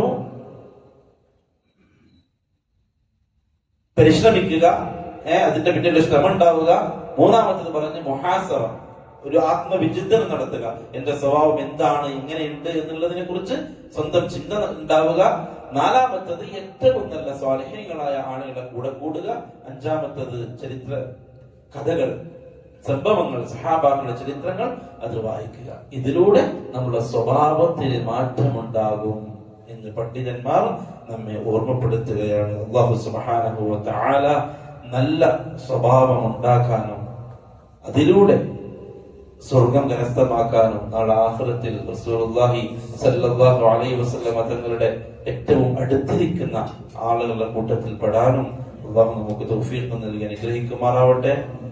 അഖൂലു ഖൗലി ഹാദാ വഅസ്തഗ്ഫിറുല്ലാഹ ലീ വലക്കും വലിജമീഇൽ മുസ്ലിമീന വസ്തഗ്ഫിറൂഹു ഇന്നഹു ഹുവൽ ഗഫൂറുർ റഹീം.